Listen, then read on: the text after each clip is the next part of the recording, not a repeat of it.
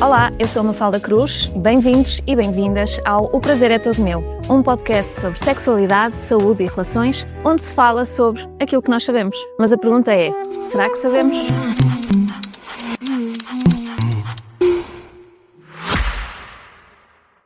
O Expresso tem uma nova subscrição que lhe dá acesso completo ao The New York Times, com atualidade, jogos, culinária e muito mais. E ainda aos conteúdos exclusivos da SIC Notícias, incluindo o Direto Vertical, a nova e inovadora emissão que se adapta ao seu smartphone. Subscreva em expresso.pt/digital. Expresso. Liberdade para pensar. A saúde sexual é definida essencialmente por três componentes: a componente biológica, psicológica e social. Nesta última, falamos do contexto em que crescemos, da forma como vivemos, da nossa herança cultural, de como nos posicionamos politicamente ou até da religião que temos.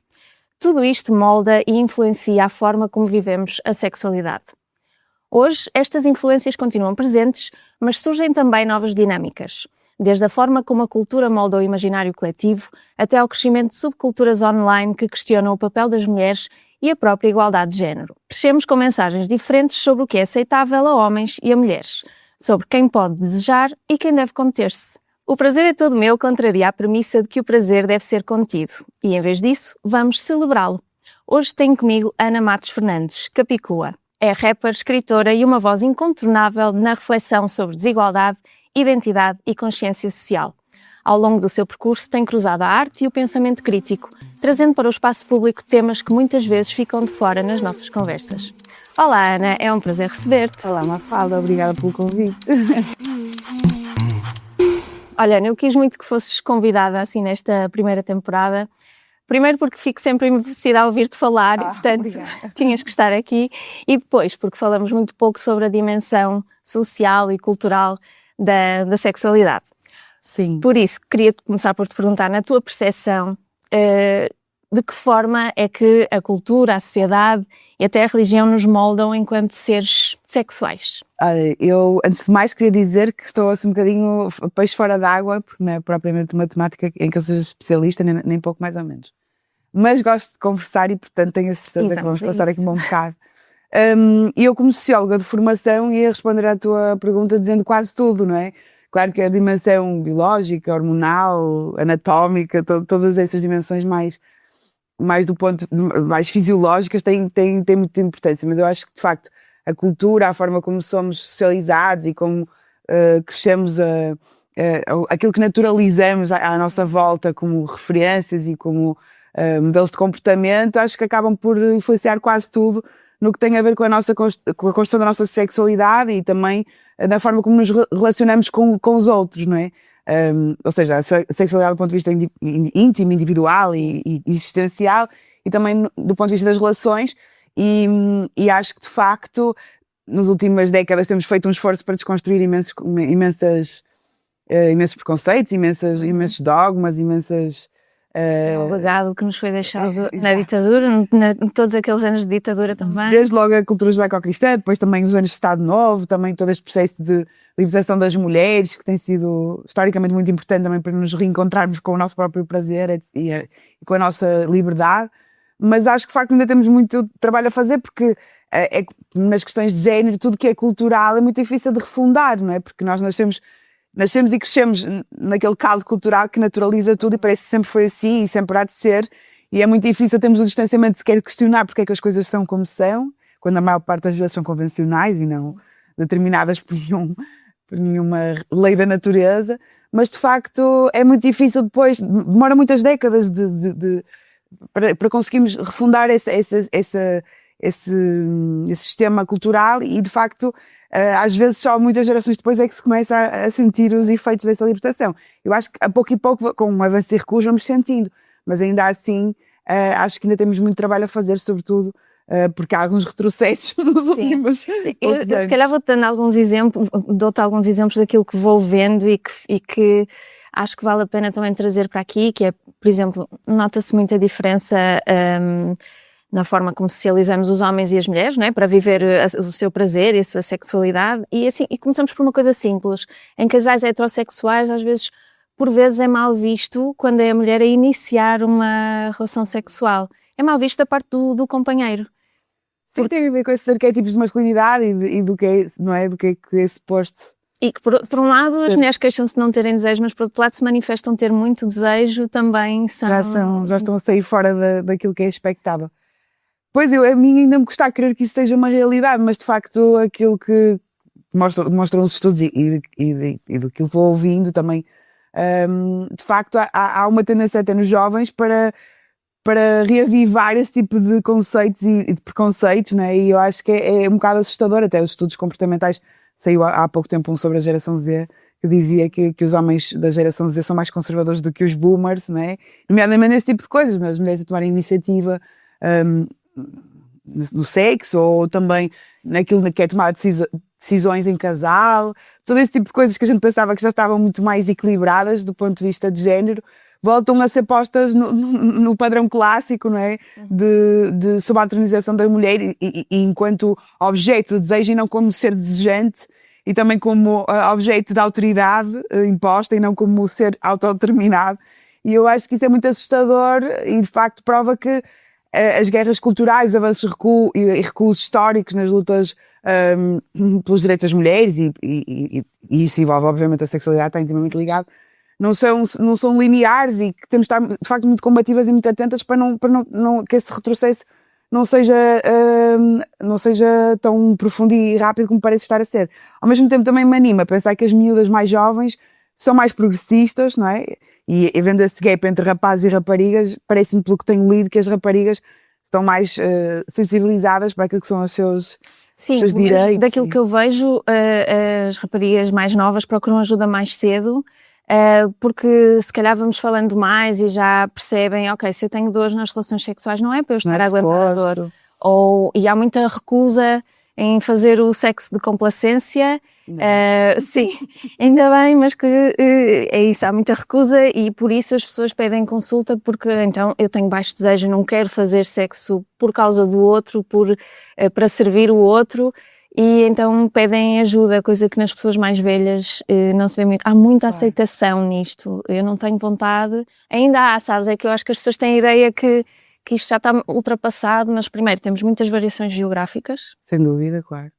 E isto continua enraizado. Porque eu acho que tem a ver, é isso, é com a nossa concepção mais profunda do que é o matrimónio, na relação heterossexual. Vamos falar do casamento como uma instituição social também. Exato, ou seja, toda essa construção tão ancestral e tão arquetípica é muito profunda, né? E eu acho que as pessoas têm muita dificuldade em ter o distanciamento que é preciso para questionar, não é, essas convenções, sobretudo quando não têm tanto acesso à informação e quando não lhes é incutido também um certo espírito crítico, né, em relação ao status quo e àquilo que são a aparente ordem natural das coisas. Eu como disse, estudei ciências sociais e essa ideia do que é natural é sempre muito desconstruída. E nas aulas, assim, nas primeiras aulas de sociologia, eles diziam, os professores costumavam dizer, todos nós precisamos de comer, não é? Para viver. Isso é uma necessidade biológica. Mas se comemos 3 vezes ao dia, se comemos de pauzinhos ou com talheres, se comemos cão ou não comemos cão, é totalmente cultural, não é? Sim. E eu acho que isso também se aplica, obviamente, à sexualidade e às relações humanas e eu acho que, ainda assim, está tudo tão... É tudo tão naturalizado ainda, tão pouco questionado. Se calhar nessas gerações mais velhas, que depois de décadas das mesmas rotinas, é muito difícil transformar essas dinâmicas da intimidade, não é? Eu acho que... E outra coisa, sabes o que é que eu vejo também? Por exemplo, podemos falar da crise da habitação.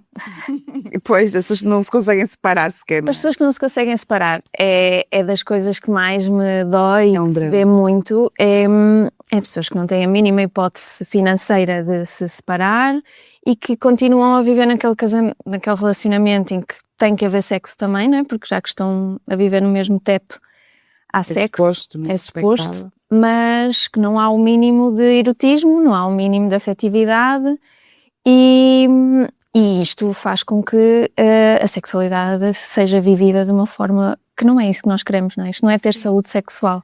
Sim, mas acho que eu acho que no caso das mulheres também a dimensão do prazer na sexualidade é muito recente, historicamente, não é? Há muito poucas décadas esse quesito prazer passou a estar dentro daquilo que é o pacote da sexualidade. E a masturbação também. Sim, então se fores falar sobre autoprazer, então ainda menos. E depois também essa conceito que eu acho que está muito na base desta epidemia de violência doméstica que nós temos, e também violência no namoro, que é essa concepção de que na conjugalidade, na relação amorosa, a mulher é uma propriedade, não é?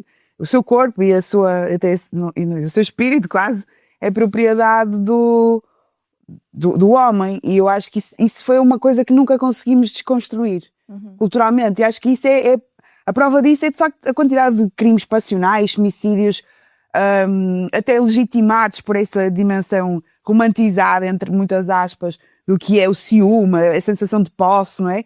Quando eu acho que isso é a raiz do patriarcado, não é? É tornar a mulher e o seu corpo propriedade, tal como o pedaço de terra ou o rebanho, propriedade de um homem. E eu acho que isso de facto é uma coisa que nós nunca conseguimos refundar profundamente, não é? Desprogramar da nossa formação cultural. Como é que isso se faz, não é? Demora muitas gerações e acho que de facto é preciso, isso, a cultura é muito difícil de transformar porque está muito naturalizada, não é? A gente cresceu, desde que, como estavas a dizer, na socialização dos bebés, já estamos a diferenciar, já estamos a elogiar determinadas características nas meninas e outras nos rapazes, já estamos a estimular as meninas para o cuidado, a brincar com as bonecas e os rapazes para competir, para serem fortes, para terem espírito de liderança, e depois a partir daí, não é, vamos estimulando as meninas para almejar o amor romântico, não é, de serem objetos de cobiça, de desejo pelo olhar masculino, de cultivarem também a sua beleza, mais do que os seus talentos e as suas ambições. Portanto, isso aí vai-se enviesando desde o início. De facto, é muito difícil. Acaba por ser uma ameaça, não é? Os homens alguns homens, ainda sentem quando uma mulher se começa a dedicar demasiado ao seu trabalho, aos seus talentos, àquilo que efetivamente gosta de fazer, e que se calhar inevitavelmente vai passar a ter menos tempo para cuidar da casa, é visto como uma ameaça. Porque rompe com a expectativa que é culturalmente estabelecida, não é? De que a mulher está ali nesse lugar de cuidado. Ali na relação, ali dentro de casa, e eu acho que há muita essa discussão agora também por causa da questão da ascensão da misoginia, do universo Red Pill, etc., que é essa ideia de que a perda de privilégios dos homens parece que é sentida como se fosse uma perda de direitos, não é? Quando na verdade os homens até hoje, com a luta feminista, não perderam um único direito, mas sentem como se tivessem perdido, não é? E eu acho que isso é muito paradigmático dessa relação desigual que foi construída ao longo, quer dizer, de séculos, e de facto há uma espécie de contrato social implícito que depois, quando é quebrado, quando se quebra esse contrato ou essa expectativa, é quase como se os homens se sentissem, alguns homens ou aqueles que foram mais, ou que estão mais dentro desse os homens desliguem desse arquétipo, se sintam quase defraudados, não é? Então tu tens uma mulher e ela agora quer sair de casa, quer ir fazer correr meia maratona ou dedicar-se à pintura ou ser CEO de uma empresa, como é que isto não estava nos planos, não é? Eu acho que essa lógica de quebra de expectativa e desse contrato implícito está em imensas esferas, inclusive no prazer, porque também se esses rapazes muito jovens, que agora têm esta concepção também muito clássica e retrógrada do que é a masculinidade e os papéis de género e as relações heterossexuais, são criados a partir com YouTube e pornografia, não é? Em que aquilo que é a performance sexual é totalmente centrada no prazer do homem, coisa totalmente calocêntrica, totalmente, quer dizer, até às vezes violenta, e que subjuga o corpo da mulher não como objeto de género. Eles ficam com essa perspectiva também. E que a tendência é também começarem a consumir conteúdo cada vez mais específico, mais violento, ou seja, acaba por ir ficando cada vez pior, não é? O contacto com a pornografia. E lá está, e estamos sempre a falar de ficção que não corresponde à realidade, mas quando o teu primeiro contacto com a sexualidade é a realidade para ti. É exatamente, é isso que é a realidade. E de onde é que tu achas que vêm agora estes movimentos destas subculturas Red Pill e da manosfera? De onde é que achas que eu acho que isto faz parte de um movimento global de recrudescimento de um conservadorismo da extrema-direita, uma espécie também de quase neoliberalismo cultural no sentido do culto do hedonismo individual, também da ambição individual, daquilo que o endeusamento dos milionários, os self-made men, essa coisa competitiva, também está associada a uma noção de masculinidade muito específica, que é ela própria alheia, avessa ao cuidado, à sensibilidade, à empatia, é muito focada no self, no poder próprio, na ascensão própria, e isso cria uma certa desensibilização, uma espécie pronto, uma falta de empatia, uma desumanização até, que depois é muito permeável a discursos hipercompetitivos, violentos, que apontam bodes expiatórios facilmente, não é? Seja o imigrante ou a mulher, há sempre uma explicação fácil para o insucesso de cada um, e acho que é uma espécie de caldo cultural que se está a formar e que tem se disseminado rapidamente porque as redes sociais, a internet, o YouTube fazem com que isto corra como um... É que a mensagem passa muito facilmente. Claro, e sobretudo porque instrumentalizam, tal como a extrema-direita instrumentaliza as baixas paixões das pessoas mais desamparadas, que têm mais dificuldade em sobreviver num contexto muito difícil em termos financeiros e de falta de oportunidades, etc. Esses red pills também o instrumentalizam as inseguranças de rapazes e às vezes até adultos que são inseguros e que não têm grande sucesso, digamos assim, junto das mulheres, e que em vez de olharem para si próprios, perceber se de facto são pessoas interessantes, são homens de bem, com bom coração, que sabem, que se preocupam com o outro e que querem realmente estabelecer uma relação de igual para igual, ou são pôr a culpa da sua falta de sucesso junto do público entre aspas feminino, nas mulheres, ou seja, que agora as mulheres não quer dizer, vilanizando as mulheres, quase como se elas fossem a causa de todos os problemas. E acho que isso é muito perigoso, porque além de não haver regulamentação nenhuma, ou seja, essas pessoas estão a falar para crianças, a disseminar discurso de ódio, que legitima depois atos de violência reais, físicos e sexuais, e já estamos a ver isso nas estatísticas, e ninguém parece querer regular minimamente esse tipo de canais, de veículos de lavagem cerebral. Uma entidade reguladora das redes sociais, não é? Mas tem havido muitos debates em relação a isto, porque devia haver. Claro que sim. Então, se há em relação aos meios de comunicação, a todas as áreas de negócio praticamente, não é? Da saúde até à indústria, passando pela cultura. Como é que, de facto, nós temos hordas de evangelizadores de miúdos pré-adolescentes com discursos violentíssimos, misóginos, que têm um impacto não só nas mulheres, mas na saúde mental daqueles jovens também, e ninguém se preocupa em controlar isso. É gravíssimo. Eu achei curioso no documentário da Manosfera os modelos de relação que eles tinham, não é? Porque, por um lado, tudo começava com um insucesso nas mulheres, não é? Ou aparentemente começava assim, mas depois era a não monogamia, não é? Sim, só para o lado deles. Por isso é que eu digo, é um retrocesso aos modelos clássicos. Quer dizer, eu não estou a inventar nada, eles só querem andar para trás.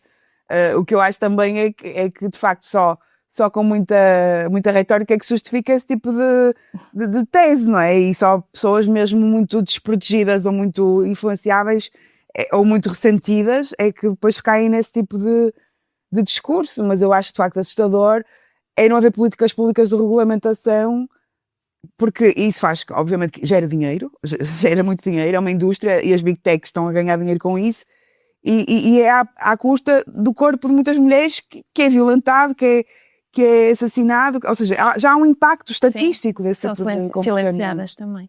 Eu acredito que isto te preocupa enquanto mulher, mas também enquanto mãe. Como é que sim, ainda por cima, sim, mãe de rapaz, ainda por cima. Eu penso muito nisso, aliás, desde que fui mãe pela primeira vez, que penso muito como é que se criam rapazes feministas e como é que trazemos os rapazes das gerações mais novas para o lado dos direitos humanos, da igualdade, da empatia, não só em relação às questões de género, mas também de forma ao humanismo em geral e este conjunto de valores mais progressistas, e penso muito que também passa muito pelo diálogo e sobretudo pelo espaço para que os rapazes possam expressar a sua vulnerabilidade, que é uma coisa que é totalmente desautorizada nesse modelo de masculinidade clássico, não é? E agora este também competitivo e viril. E acho que isso adoece muitos homens, o facto de não poderem ou não terem espaço, não terem às vezes relações até profundas o suficiente com amigos ou com os seus familiares para desabafar e irem quase que se vão envenenando com as suas próprias mágoas, os seus ressentimentos, seus complexos, sem conseguir comunicar. E eu acho que isso de facto é uma coisa muito subversiva. A gente dá espaço aos rapazes para eles mostrarem a sua fragilidade, para poderem falar sobre emoções, para não terem que ser sempre, não terem que estar sempre a performar uma aura de invencibilidade. E acho que a nossa geração tem feito um esforço, pelo menos as mulheres que eu observo e os homens que eu observo à minha volta, na prática da parentalidade, acho que tem visto mais preocupação com isso. Sabes que isso tem um termo clínico, alexitimia. Alexitimia. E que é esta dificuldade em as pessoas exprimirem emoções, sentimentos, afetividade, chama-se alexitimia, mas depois, para não se fazer um diagnóstico a quase todos os homens, né, porque quase todos têm alexitimia. Alexitimia culturalmente induzida. Culturalmente induzida, sim, isso são as principais causas para a alexitimia. Arranjou-se um outro termo, que é alexitimia normativa dos homens, que é para ficar assim este termo normativo e não ser um diagnóstico. Mas eu também acho que passa muito por ensinarmos os nossos filhos, sobretudo rapazes, né, a exprimirem as emoções, a terem empatia, a exprimirem a sua afetividade também. E é o clássico, quando as mulheres vão jantar fora falam sobre estas coisas. Sim, que seríamos nós e as nossas amigas, não é? Exato, mas e os homens não, mesmo quando vão jantar fora? Pois, é muito raro haver rapazes que tenham essas relações de amizade assim íntimas, de falar sobre si, desabafar. Eu acho que isso é problemático. E depois também acho que ter modelos de masculinidade mais alternativos, no sentido de homens sensíveis que expressam as suas fragilidades também nas outras gerações, sempre homens que se prestam ao cuidado, não é? Porque nós vamos vendo, as enfermeiras de saúde são mulheres, as educadoras de infância são mulheres, não é? As empregadas domésticas são quase todas mulheres. Ou seja, eles vão crescendo a associar as figuras de cuidado às mulheres. E é muito importante também termos a presença dessas referências, não é? De homens que são figura de cuidado. E eu sinto também que na nossa geração os pais também já se prestam muito mais a ser afetivos, a estar em lugares de cuidado, apesar da parentalidade ainda não ser dividida como deveria, nem um pouco mais ou menos, mas acho que os pais da nossa geração já são muito mais dóceis, muito mais... já estão muito mais livres para demonstrar, para estar em posições de cuidado. E eu acho que isso também vai ter um efeito positivo, né, nesses rapazes que estamos a criar. E depois também é essa ideia de que temos que falar. Uma coisa é aquilo que nós dizemos, né? E outra coisa é aquilo que nós fazemos. E é aquela coisa do faz o que eu digo, não faças o que eu faço. Mas a verdade é que a educação é muito mais, eles fazem muito mais o que nós fazemos do que o que nós dizemos. E eles estão-nos a observar nas nossas relações íntimas, a forma como comunicamos. Estou a falar de casais heterossexuais, mas também com as outras pessoas em geral. E estão a observar esses pequenos, não é? O indizível, o simbólico, a linguagem corporal, e isso tudo fica, não é? E portanto, se eles estiverem rodeados de pessoas com relações saudáveis, se forem criados por casais que partilham tarefas domésticas, que comunicam de igual para igual, de uma forma civilizada e carinhosa, eu acho que eles depois também têm tendência a reproduzir isso. Desejavelmente reproduzirão isso na idade adulta, não é? E acho que isso é importante, quebrarmos os ciclos, não é? Esperemos que sim. As velhas lógicas. Possamos também ser um espelho para as coisas boas. Vamos à música. Tu trabalhas muito a partir da palavra e da música. Que papel é que tem a cultura, em particular a música, na forma como nós construímos as nossas ideias sobre relações, papéis de género e sexualidade, não é? Porque pode ter um papel. A cultura tem muito papel, aliás, nós crescemos com contos de fadas, com comédias românticas, com filmes da Disney. Com Viveram Felizes para Sempre. Com Viveram Felizes para Sempre, com essa ideia da princesa que precisava ser salva e do amor eterno e romantizado. E isso também teve um preço, tu deverás saber melhor que eu, porque em clínica certamente há muita gente que se confronta com essas idealizações e depois na vida real sofre bastante, porque as coisas não são assim. Sim, eu acho que o divórcio é muito mal encarado. Sem dúvida. Socialmente. Sem dúvida. E a reconfiguração das famílias, sim, não é? Tipo, sim. E acho que esse peso tem muito a ver com isso, com a forma como a cultura nos inspirou a almejar uma monogamia eterna e feliz, quando às vezes não é possível e as pessoas ficam ali a tentar a todo custo, como se fosse um grande fracasso, não é? Que mudar de projeto e tentar ser feliz, não é? E eu acho que de facto a cultura tem um papel fundamental e acho que é engraçado até porque estávamos a falar um bocado daquilo dos rapazes, dos homens terem dificuldade às vezes de comunicar, de expressar as suas emoções, mas a verdade é que na cultura a maior parte dos autores na literatura, os letristas, os realizadores têm sido historicamente homens a falar sobre emoções. E isso, por um lado, faz-me crer que eles canalizam também para aí a sua dificuldade em expressar-se, mas também que as construções culturais à volta das relações, sexualidade, etc., também têm sido historicamente muito moldadas pelo olhar masculino.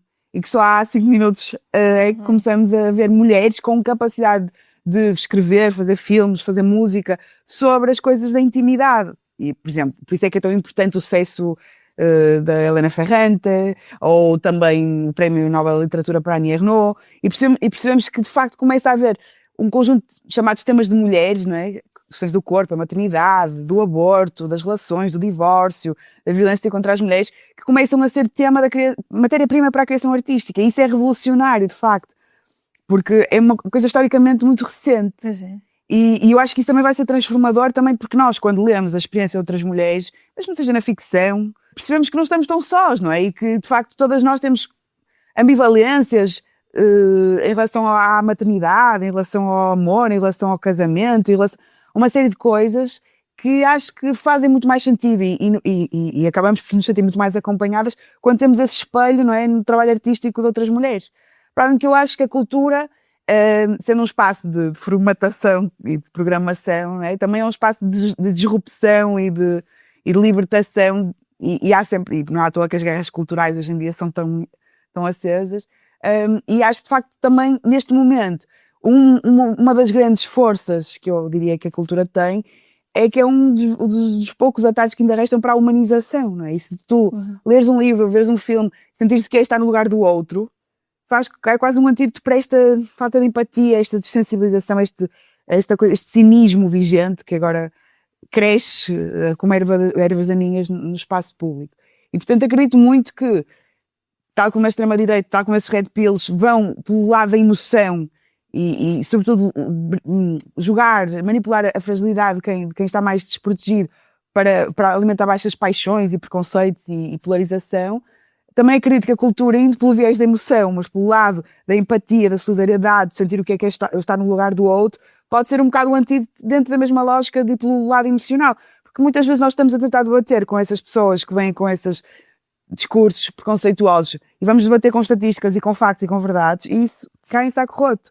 Mas se calhar se pusermos esses miúdos a ver um filme sobre uma história de uma mulher trabalhadora que é vítima de violência doméstica, que cria filhos sozinha, etc, etc, vamos conseguir que eles, durante 1h30, imaginem o que seria estar no lugar dela, que é uma coisa que é impossível de fazer de uma outra forma. E às vezes a cultura tem esse grande privilégio. Eu acho que a cultura do hip-hop, e em particular o rap, não é, tem este privilégio de também conseguir chegar a camadas jovens. Sem dúvida. E tu já falaste várias vezes disso, está dominada por homens, não é? E é bom ter vozes que, no fundo, tu, não sei se sentes isso, mas podes usar a tua voz também para falar dos temas que a ti te interessam mais. Sem dúvida, eu sempre fiz isso. O que acontece é que eu acho que agora o público teen, que não é provavelmente o meu target habitual, Há de ser daqui a uns está anos. dominado por esses rappers, pronto, pelos rappers mais, digamos, clássicos dentro do aquilo que é o estereótipo do rapper habitual. Eu fujo completamente a isso. E por isso é que também tenho muita pena não ver mais rappers homens a falar sobre estes temas, nomeadamente da masculinidade e mostrarem solidários com as mulheres e a contrariar esse discurso red pill. Há muito poucas exceções e acho que eles podiam fazer um grande serviço porque eles têm o veículo para falar com esses miúdos. Pois, e têm o crédito, eles é que estabelecem o que é cool, o que é trendy, não é? E podiam estar a fazer esse trabalho e não estão, infelizmente, e acho que isso é um desperdício de oportunidade que eu tenho muita pena que permaneça assim. Mas pronto, eu acho, como acredito que a arte de cada um deve partir da liberdade, não é? E não queria estar também com aquele discurso de impor a ninguém uma agenda, mas acho que de facto é um desperdício de oportunidade. Pois é isso, uma vez que se trata de um privilégio tão grande poder ter um microfone para ter uma voz, não é? De adolescentes. Fica a dica. Bem, queria falar contigo sobre o teu novo projeto, aqui ainda dentro da parte da música, o Mão Verde 3, parabéns, é um disco-livro para crianças, que à semelhança dos dois anteriores traz temáticas como a natureza e a ecologia, mas desta vez vocês decidiram alargar, não é? Para outros temas. Porquê é que decidiram alargar assim os temas deste disco? Eu acho que, como estivemos a falar, estamos a viver tempos complexos, não é? E de facto há coisas que nós dávamos por garantidas que agora se estão a pôr em causa, como a importância da democracia, a ideia da igualdade, essa ideia da fraternidade, da solidariedade humana, o direito à diferença, as vantagens da diversidade. Todos esses temas, eu acho que estão a ser postos em causa. Eu nunca diria há 15, 20 anos atrás que isso seria, que estaríamos a discutir a importância, por exemplo, do 25 de Abril para o desenvolvimento do nosso país, ou coisas que as pessoas preferissem discursos racistas ou preconceituosos sem nenhuma vergonha no espaço público, sem nenhum pejo, sem nenhum filtro, como se isso fosse uma coisa aceitável. Mas a verdade é que temos visto esses retrocessos a acontecer, e acho que, de facto, a Mão Verde, e em geral o meu trabalho musical, muitas vezes tenho essa vontade de falar sobre coisas que são complexas e sérias e despertar o debate e a reflexão. No caso da Mão Verde, claro, pelo viés do humor, do imaginário infantil, das lenga-lengas, de uma forma lúdica. Mas nós sempre falamos sobre ecologia, sobre temas que são sérios, importantes e urgentes, e achamos que neste disco, também porque já é o terceiro, não é? Que faria sentido ir buscar essas temáticas mais sociais, mais políticas, dentro do mesmo atalho, não é? Da música, da poesia e de uma forma divertida, mas para fazer pensar, para despertar conversas em família, na comunidade escolar também, porque o Mão Verde acaba por ser um projeto intergeracional, porque os pais, os professores e os avós, etc., vêm aos concertos ou envolvem-se a ler o livro, ou as notas informativas que contextualizam as letras, etc. E, portanto, eu achei que seria uma boa oportunidade para falarmos sobre esses temas. E a verdade é que neste livro, isso é mais óbvio, falamos muito sobre diversidade, porque a biodiversidade e a diversidade são um bocadinho a mesma, vivem na mesma lógica, que é da mesma forma que se formos falar sobre ecologia, podemos falar de imensos perigos das monoculturas, não é? E no país do eucalipto a gente sabe bem qual é o preço que se paga. Mas na vida da sociedade também, não é? Se nós vivêssemos numa sociedade em que toda a gente pensa da mesma forma, toda a gente é igual, ninguém diverge, íamos viver em sociedades muito menos ricas, muito menos evoluídas e muito menos efervescentes, não é? E, portanto, nós podemos encarar a diversidade como uma coisa... Devemos encarar a diversidade como uma coisa boa.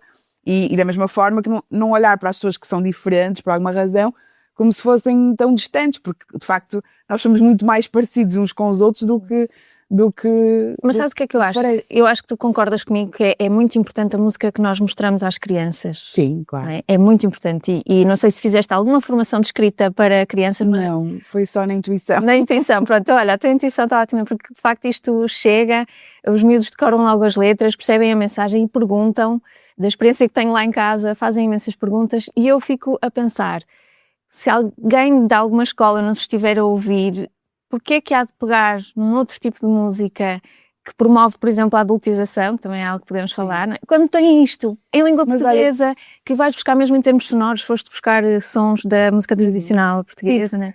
Nós também somos 4 músicos muito diferentes, de linguagens musicais muito diferentes, e temos a sorte de ter o António Serginho, que é um expert da música tradicional portuguesa e traz muitas dessas referências, mas a verdade é que, apesar de do Mão Verde não ser um projeto mainstream e nem toda a gente conhece, muitas professoras têm levado as nossas canções para a sala de aula, nomeadamente, obviamente, nos primeiros 2 discos nas questões de ecologia. Agora veremos como é que vai ser com este, mas já tenho algumas mensagens de professoras a dizer que vão usar nas aulas de cidadania, e a verdade é que o feedback das escolas tem sido muito positivo.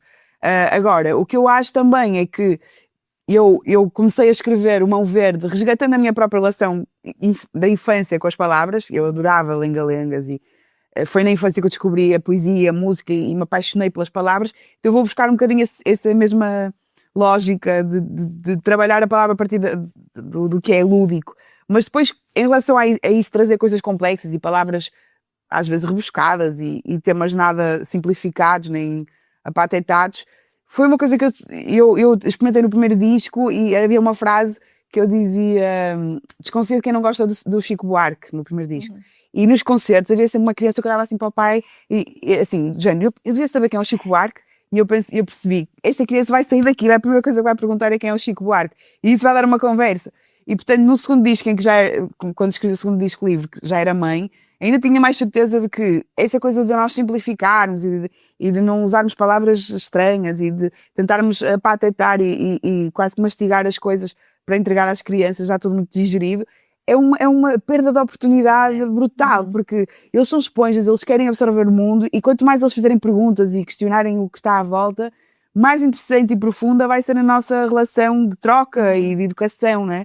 E portanto agora sinto mesmo que esse caminho vingou e não tenho nenhum problema em às vezes pensar, será que este tema é demasiado complexo? Não, eu é que tenho que arranjar um caminho que seja lúdico, engraçado, dançável, obviamente na parte da música, com o Pedro, a Francisca e o Serginho a compor, que nos leva a falar sobre isto de uma forma divertida. Agora vamos falar sobre isto. Claro. E neste disco assumimos que tínhamos que falar sobre democracia, igualdade, sobre o direito à cidade, sobre o direito à habitação, sobre desigualdades de género também. Quer dizer, temos muitos temas que eu acho que são... Está muito completo. Parabéns. Obrigada.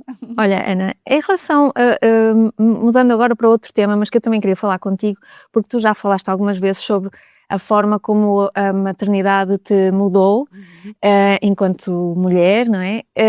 E na parte mais íntima das relações, de que forma é que tu notaste que depois de seres mãe as coisas mudaram em ti? Olha, mudaram muito. Eu achava que era uma pessoa muito desconstruída do ponto de vista de género também, porque, pronto, pelo meu interesse pelo feminismo, pelas ciências sociais, pela minha militância, pelo meu trabalho de desconstrução desde a adolescência, e a maternidade abriu uma quantidade de coisas que eu não sabia que precisava desconstruir, e foi quase como eu me confrontasse com uma série de, lá está, de arquétipos extremamente programados Que querias muito combater, mas... que eu nunca pensei que estivessem tão enraizados em mim, essa coisa da culpa materna, não é? A questão da divisão das tarefas e como ela é difícil quando a gente escolhe amamentar, e eu amamentei durante o meu primeiro filho mais de 2 anos e como é que esse desequilíbrio, não é? Acaba por ser... É muito difícil de contrariar, não é? Na entrega do tempo, da disponibilidade do corpo. Essa coisa de ficarmos sem limites do corpo. Ao serviço do outro. Não é? Ao serviço do outro, ao ponto de não termos os nossos limites do corpo. Aquela coisa que tu achavas que era sagrada, que fazia parte da tua concepção de ti própria. Desculpa, acho que foste tu que me falaste do tema Touched Out. Foi. Isso para mim foi uma coisa também, essa coisa de estar o dia todo com uma criança colada a ti. Sim. E essa coisa depois, como é que tu tens vontade de intimidade, como é que tu reconstróis a tua sexualidade. Completamente preenchidas. Exato, e ficas também muito exausta de toda a privação de sono.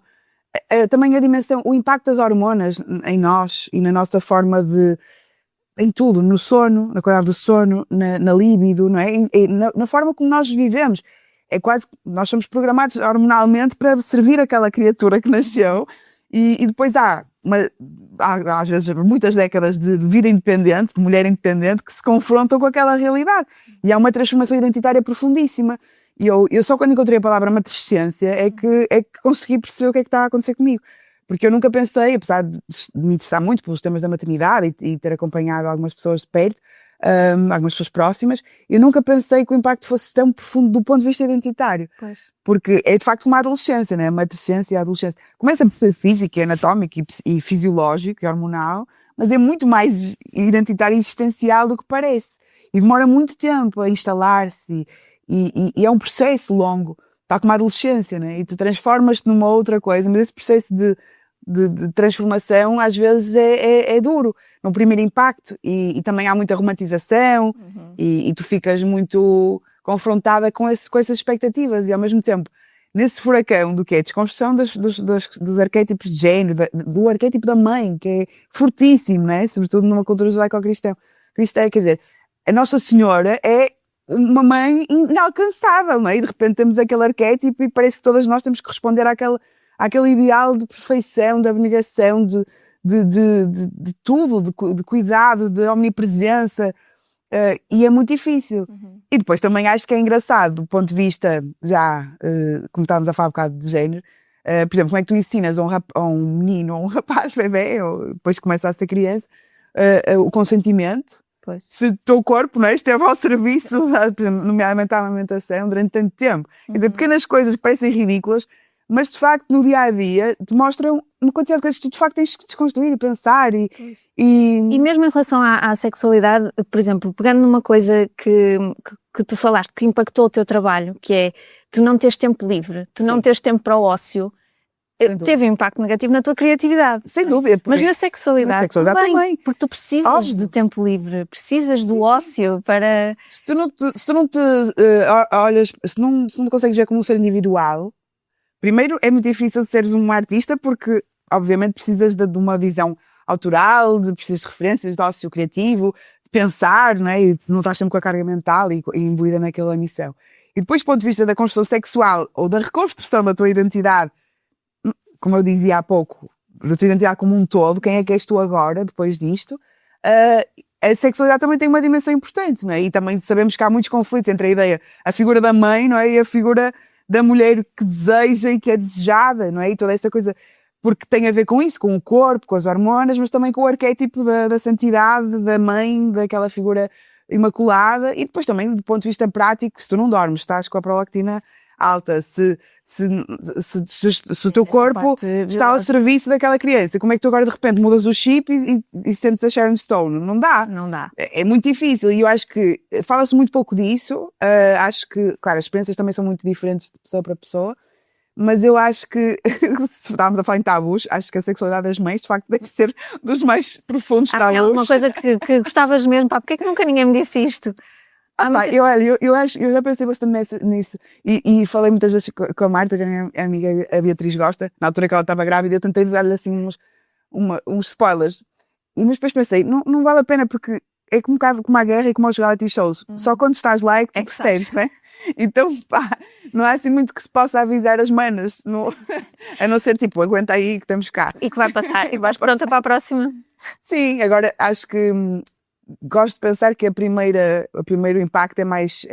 Lá está, a matrescência agora já está feita nesse sentido. Não estou a dizer que vai ser fácil ter um segundo filho, mas acho que esses desafios dos limites do corpo, das hormonas, da privação de sono e todo, e também da triangulação da relação, não é? É muito diferente. Temos uma relação conjugal, que estamos duas pessoas e temos tempo uma para a outra e que priorizamos uma à outra e que conseguimos conversar sem ser interrompidos e que temos que cultivar esse tal erotismo ou até já antes do erotismo, uma cumplicidade, não é? Uma boa conversa, etc. Do que depois de repente termos um elemento que é quase que eclipsa tudo, não é? E isso também é muito complexo. Aliás, eu acho que a maior parte dos divórcios acontecem nos primeiros 2 anos das crianças. Pois é. E acho que com o segundo filho há coisas que já estão... Há uma série de coisas que já estão instaladas, porque já acomodaste a tua vida para ter um eixo fora do corpo, não é? Digamos, e viver em função. Mas obviamente que deve haver muitos outros desafios. E até dizem que cada filho é sempre diferente a experiência. Portanto, não sei. Mas acho que, ao mesmo tempo, foi uma coisa que eu desejei, essa segunda experiência da maternidade, e que, como também adiei muito, não sabia se ia ser possível, não é? Mas felizmente a fertilidade esteve do meu lado, o que podia não ter acontecido e também tinha que me preparar para isso, mas agora acho que como também encaro isto como uma bênção, não é? E uma sorte, e uma coisa que foi desejada, também acho que isso ajuda, porque acho que de facto uma coisa que é importante para a maternidade é uma pessoa ter convicção e vontade, porque ser mãe sem vontade nenhuma, claro, é uma coisa que ninguém merece. Não é? Esse desejo. Ana, estamos a terminar. Esta temporada tem como tema a educação sexual que nunca tivemos, por isso queria te perguntar que educação sexual é que tu tiveste? Olha, quase nenhuma. A sério? Sim, quase nenhuma. Aliás, estava a pensar nisso ao vir para aqui e pensei que a maior parte da suposta educação sexual que tive foi nas aulas de ciências da natureza, não é? Ok. E que era uma coisa muito anatómica ou muito focada na prevenção das doenças sexualmente transmissíveis. Mas em casa não se falava... Não era assim uma coisa muito habitual de falar, não havia tipo provavelmente tabu, mas também não era assim uma coisa que se conversasse muito. E eu acho que hoje olhando para trás, acho que de facto a minha geração, não sei, acho que eu sou um bocadinho mais velha do que tu, mas se calhar também apanhaste isso. Como foi uma geração que apanhou muito aquelas campanhas de sensibilização por causa do HIV. Sim. Tinha uma educação sexual muito focada na prevenção do risco. E que isso também minou um bocado a forma como nós encarávamos o que era a sexualidade. Ou seja, quase como se fosse uma coisa perigosa e havendo risco, também há muitas outras dimensões, não é? E eu acho que isso é uma coisa que eu penso muitas vezes que, sendo necessária, acho que a educação sexual também devia ser focada no desejo, no prazer, não é? E sobretudo no caso das mulheres, em que é uma coisa que me falamos tão recente, e que se fala muito pouco. Agora não sei, acho que provavelmente é diferente nestas gerações, mas a questão do consentimento, do prazer e do desejo estavam totalmente fora daquilo que foi a educação sexual da minha geração. Mais pelo medo. Que era por causa da questão, obviamente, eu percebo, foi muito poucos anos depois, eu nasci nos anos 80, mas a minha educação sexual foi nos anos 90. E nessa altura estávamos a ver os impactos daquela epidemia da HIV e acho que isso foi historicamente compreensível. Mas ainda assim acho que isso teve um impacto na minha concepção, não é? Enquanto adolescente e depois da minha geração, do que é a sexualidade. Podíamos ter sido muito mais livres, não é? Reconhecendo o risco, mas também sendo mais sensibilizados para essa questão de que a sexualidade é uma coisa para ser vivida com prazer e com liberdade, etc. E acho que isso é uma coisa que ainda hoje faria falta, não é?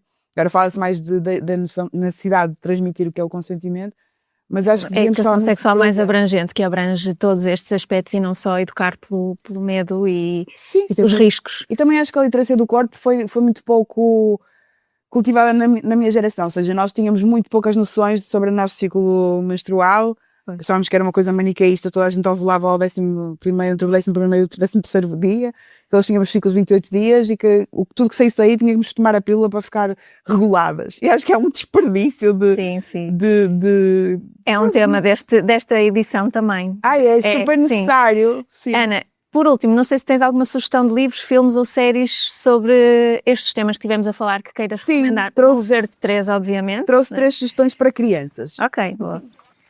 Vou tirar aqui, que é este jogo de cartões que se chama No Meu Corpo Mando Eu, que é uma forma de trazer conversas sobre sexualidade. São 30 cartas para promover a conversa sem segredos sobre o corpo, a reprodução e o consentimento. Isso é uma coisa que me perguntam muito. Coisas para crianças. E este que se chama My First Book of Feminism for Boys, que estávamos a falar sobre isso há pouco. É um livro muito engraçado, sobre a necessidade de criarmos rapazes feministas. E este que se chama O Teu Corpo é Teu, e de mais ninguém, da Lúcia Serrano, que fala muito sobre consentimento, sobre aquilo que as crianças devem... quando é que as crianças devem dar o alarme, não é? O que é expectável em termos dentro da normalidade das relações com adultos, não é?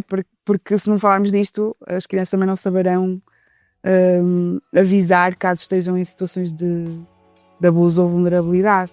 Muito bem, ótimas sugestões. Obrigada. E eu sugiro o Mover 3, o 7 disco-livro, que está espetacular. Ana, muito obrigada por teres estado aqui, gostei muito. E assim terminamos mais um episódio. Já sabe que pode ouvir-nos no Expresso, na SIC e na SIC Notícias ou em qualquer plataforma de podcast, onde pode subscrever, deixar comentários com dúvidas ou sugestões. Por aqui, o prazer foi todo meu, mas agora também é seu.